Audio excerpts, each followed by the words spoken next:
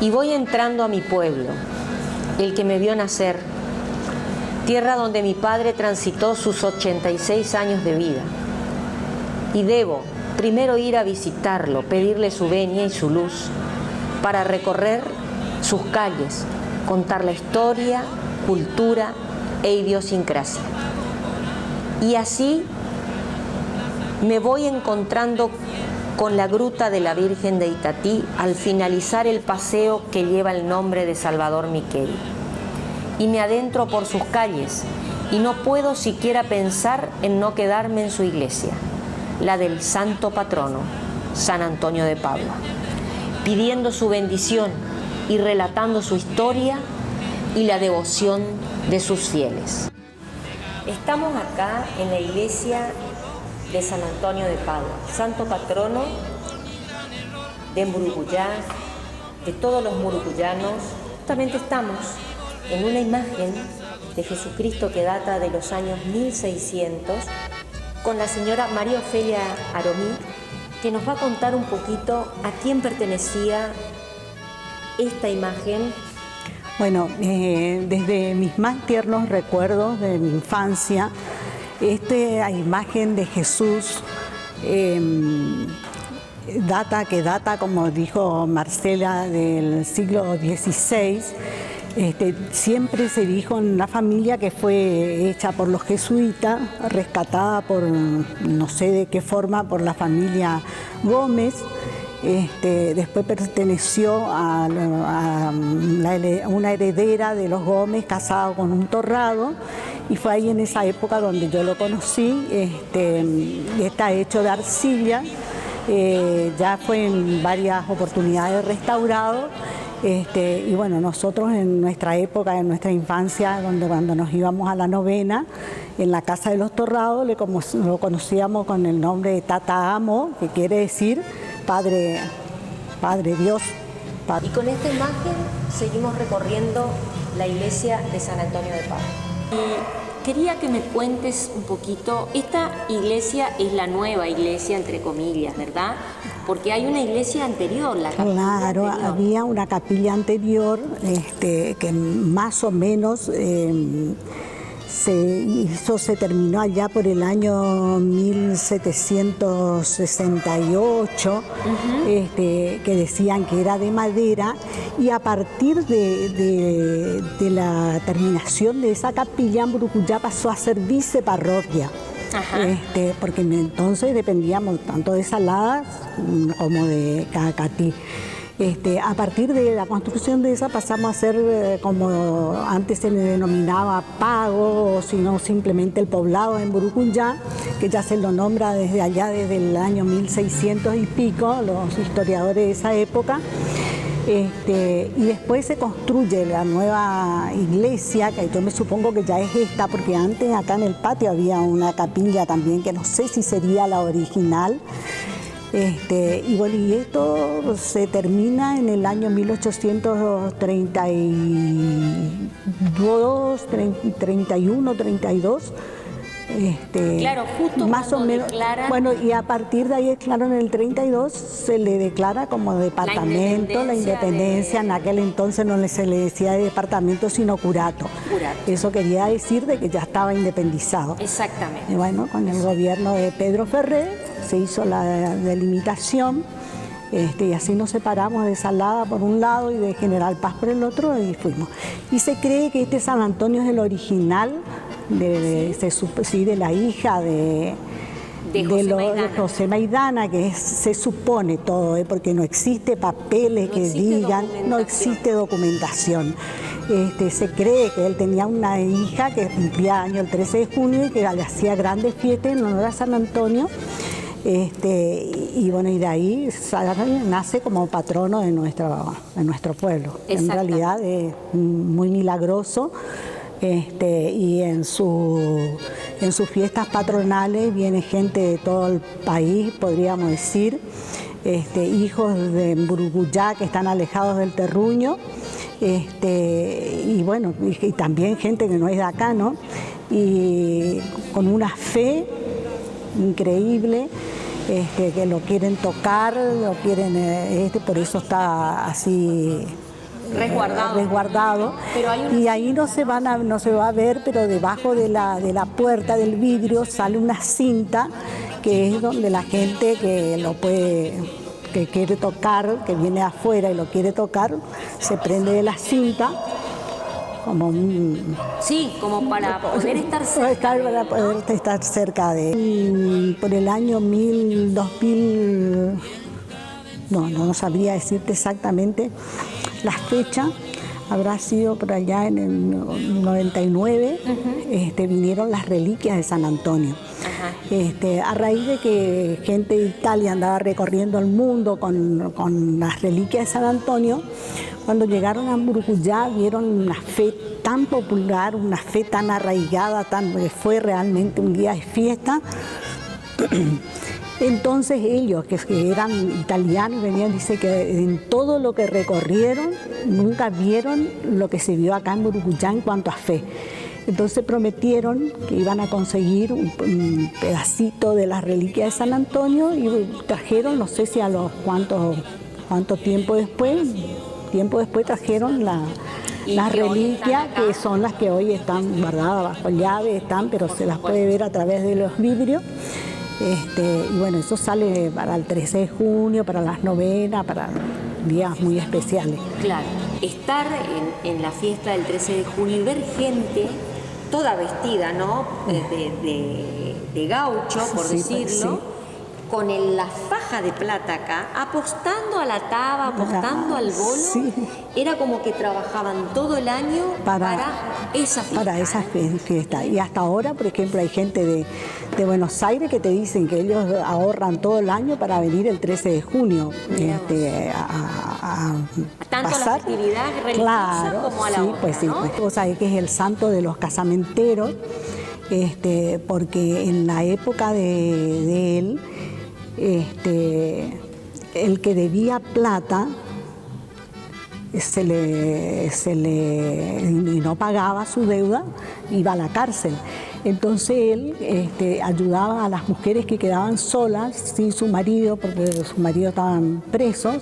Y bueno, y de ahí comenzó él como ayudando a las parejas, y ahí quedó como el santo casamentero, medio así, una cosa sin ser escrito por la historia. Algo sí, pues sí. Pero quedó así. Mira, te cuento que a mí en lo personal San Antonio me hizo un milagro muy grande. Después también es el santo de las cosas perdidas. Sí. Bueno, siempre hay que invocar a San Antonio cuando se te pierde algo.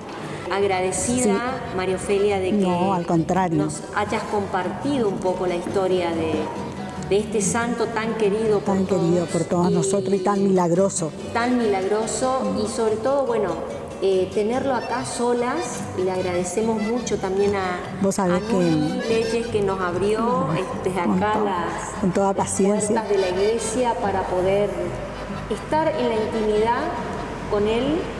Gracias, María Ofelia. Al contrario, mami, al contrario, un gusto. Bordeando la plaza 25 de Mayo, llena de recuerdos, voy mirando las casas antiguas con galerías y empiezo a recordar la gente que hoy no está y aquella que sí, y me saluda cariñosamente con la amabilidad que solo en mi pueblo se puede encontrar. Estamos aquí en la emblemática Plaza 25 de Mayo, en la que el brigadier Pedro Ferré, gobernador en el siglo XIX, en el año 1832, declara a Murucuyá parroquia, que es el equivalente a departamento. Es una plaza histórica. Esta plaza en sus inicios se llamaba Plaza Principal, la Plaza Mayor, porque eran nombres que los españoles colocaban en su tiempo y quedó como herencia en nuestro lugar llamarle la Plaza Mayor. ¿Por qué la Plaza Mayor? Porque para que un pueblo pueda lograr su independencia, tenía que tener dos cosas fundamentales: la construcción de la parroquia y la Plaza Mayor. Es una característica netamente española. Eso los españoles siempre nacían de esa manera, que quedó en el tiempo, que después fue modificando. Luego esta plaza tomó el nombre de 25 de mayo, recordando el día de la Revolución de Mayo de 1810. Pero hasta el año 1932, la plaza únicamente tenía algunos árboles. Después, en 1932, se inaugura el pedestal, recordando los 100 años de la independencia de Mburucuyá, es decir, en el año 1932. Luego, cuando se cumple 100 años del fallecimiento del general San Martín, el 16 de agosto de 1850 él fallece, cumple 100 años, se coloca el busto del general San Martín mirando hacia la municipalidad. ¿Por qué? Porque es como que el general San Martín, en la localidad de Mburucuyá, cuida la institucionalidad. Por eso mira a la máxima autoridad del pueblo, como es el municipio. Así es. Y me remonto al año 1719, muchos años atrás.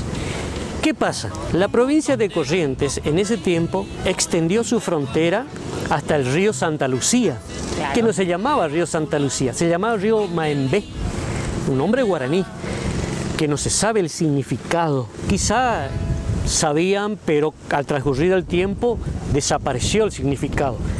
Luego lo cambian por río Santa Lucía. Ajá. Pero en el año 1719 había dos lugares, dos reducciones no jesuíticas, franciscanas, una que estaba al lado de Santiago Sánchez, que era el río Empedrado, y otra que estaba un poquito más arriba hacia el Paraná, que se llamaba Virgen Candelaria de Oma. Eran dos reducciones franciscanas. ¿Por qué te digo franciscana? Acordate lo que te estoy diciendo, franciscana. Y de ahí viene otra cosa. Los indios del Chaco, lo que no podían ser evangelizados en ese tiempo, que se oponían, que eran estos indios, los guaycurúes, que no querían saber nada con la evangelización, atacan esas dos reducciones franciscanas. ¿Qué hacen? La vuelven a reconstruir, pero vienen un poquito más acá. En 1723 lo vuelven a atacar, Entonces construyen un poquito más hacia el interior. En 1727 lo vuelven a atacar. Entonces, ¿qué hace? La gente que vivía en las reducciones se va para muchas islas saladas, sí, Zapallo, zona de General Paz, y Mburucuyá. ¿Quién viene con ellos? San Antonio de Padua. Porque eran franciscanos. Claro, y San Antonio era franciscano. Claro, le así traen a San Antonio a este lugar como un santo de protección al nuevo lugar donde ellos se iban a ubicar. Exactamente. Se divide en tres partes este grupo de personas. Como te dije, muchas islas saladas, la zona de Zapallo, General Paz y Mburucuyá. Pero ¿por qué Mburucuyá? ¿Por qué aquí en este lugar? Porque, como te dije anteriormente, la frontera de la provincia se extendió hasta el río Santa Lucía, distante a 8 kilómetros de acá. Entonces, había como un fortín llamado presidio en ese momento, que era un lugar intermedio entre San José de la Laguna Saladas y Virgen del Rosario de Caacatí. Exacto. Estaba acá. Estaba en el medio. Claro, era como una posta. Una posta. Donde la gente, antes no había vehículos, aviones, era caballo, carreta. Claro, entonces necesitaba tener un lugar de descanso. Si vos mirás bien, te dice que Salada está a 50 kilómetros y General Paz está a 75 kilómetros, casi en el centro. Equidistante totalmente. Claro, entonces eso permitió que se empezaran a concentrar familias alrededor de este fortín o presidio, porque ellos buscaban también la protección. A estar un grupo de personas, de militares, vamos a decir así, ellos se sentían seguros a cualquier ataque externo. Claro. A los que ya estaban acostumbrados. Claro. Digamos. Y después así se fue juntando familias. Ajá. El primer registro que hay en 1793, cuando viene un navegante español y recorre el interior de la provincia. Y dice, en su escrito, habla de Mburucuyá, habla de Mburucuyá. Y en esa época se identifica el pueblo como San Antonio de Mburucuyá. Pero era por la flor, ¿no? Que claro, mucho en esta zona. Y San Antonio porque era el santo que la gente veneraba para su protección y para pedir el santo patrón. Bueno, aparece don José Maidana. Exactamente. Devoto de San Antonio. Claro. Devoto de San Antonio. Tal es así que a su hija le pone el nombre de Antonia. Antonia, pero creo que los lugareños le decían Murucuyá Potí, ¿verdad? Sí. Porque era muy linda. Era muy linda por la flor que representaba la pasión de Cristo y ella era muy linda. Era una morocha de ojos bien negros como el guapurú y cabello largo. Y cabello largo. Y bueno, y entonces en agradecimiento a San Antonio de haberle puesto a su hija Antonia, y era dueño de estas tierras, él decide donar media legua a la redonda para que se instale o definitivamente un poblado en este lugar. Y media legua a la redonda es 2,5 kilómetros a la redonda. Entiendo. Él regala su tierra a San Antonio de Padua. Él le regala esta porción de tierra a San Antonio de Padua. A partir de ahí, la gente se empieza a instalar acá. Y el primer registro que hay es en 1793, donde dice que hay 53 familias. Esas son las que que hace un total de 350 y pico personas. 356 personas más o menos aproximadamente.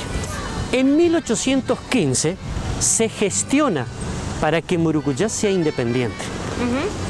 Antes, para ser independiente, se tenía que hacer una gestión ante las autoridades provinciales y luego las autoridades provinciales tenían que gestionar con las autoridades eclesiásticas, es decir, con la iglesia, porque ellos eran los que mandaban a construir una iglesia para elevar el rango a parroquia. Entiendo. Entonces, en 1815, justamente, Corrientes se queda ya sin porcentaje para construir una parroquia porque se había construido la parroquia de San Luis del Palmar. Entonces ahí se posterga otra vez la independencia. Hasta que en 1828 el general Benítez, que vino vino de Saladas, a hacerse cargo como autoridad de este lugar, sí, pero siempre dependiendo de ambos lugares, Mburucuyá, San José de la Laguna Salada y Virgen del Rosario de Cagacatí, se hace cargo en este lugar porque estaba en el sector que pertenecía más hacia Saladas. Bueno, estamos frente a la casa que era de Sixto Verón, me estaba contando acá Topeca, y es otra reliquia del pueblo, sí, ¿verdad? Sí, sí, sí. A ver, contanos un poco, Topeca. Esta casa se empieza a construir en el año 1880. Ajá. Y se termina en 1885 por la familia Sixto Verón, un hacendado, era también autoridad en el municipio de Mburucuyá. Y en este lugar era el lugar donde se reunían la familia más adinerada del pueblo, en la parte superior de la casa, en el primer piso. En el primer piso hasta ahora hay un salón grande, también se encuentra un armonio, que de aquellos tiempos, cuando ejecutaba la señora de Serenich el armonio, y era costumbre reunirse todos los fines de semana en esta casa. Ya estaba el Club Unión, pero ¿qué pasa? El Club Unión también tenía días en el cual se juntaban, y acá ya tenían establecida las familias más pudientes del pueblo venir a juntarse para charlar sobre la situación económica, política, financiera del pueblo y de paso escuchar música, que era la costumbre de toda esta familia que existía en esos tiempos en Mburucuyá. Se hacían invitaciones por escrito y se llevaba en un sobre con un plato de plata, el plato de plata. Entonces el chico se iba a cada familia a invitarle En el sobre, con el plato, la bandeja de plata, le llevaba la invitación. Y de esa manera la gente quedaban invitada para concurrir a este lugar donde ellos acostumbraban a reunirse. Todavía la puerta de entrada es la original, es la de aquellos tiempos. En el exótico lenguaje guaraní.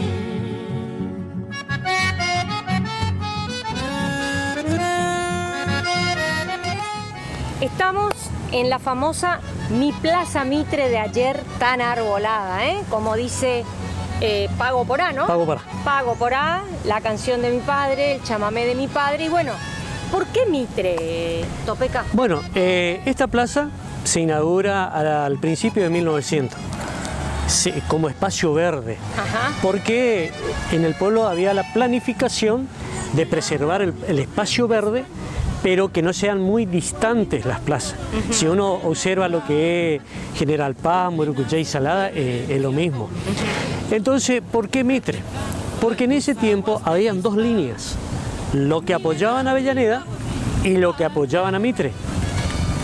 Justamente cuando deciden colocarle nombre a la plaza, lo que estaban en el gobierno del pueblo, es decir, lo que estaban en la municipalidad, era de la línea de Mitre.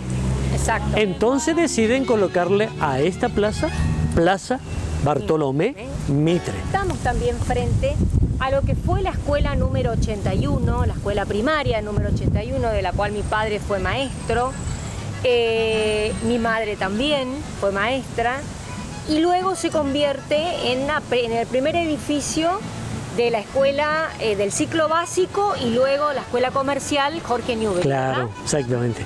Este edificio se inaugura en 1905. Se construyó gracias a dos aportes. Al aporte que hacía el gobierno de la provincia y al aporte de los vecinos hacendados. Es decir, que acordaron poner una parte y una parte. El 60% puso la provincia, el 40% aportaron los hacendados de la zona. Y así se construyó esta escuela para la escuela primaria. Se llamaba Escuela Elemental número 1, que luego se transformó en Escuela Provincial número 81. ¿Por qué? Porque se provincializó las escuelas. Entonces ahí se transforma Escuela Provincial número 81, que funcionó hasta el año 1962 en este lugar, en el cual era profesor don Salvador Miqueri.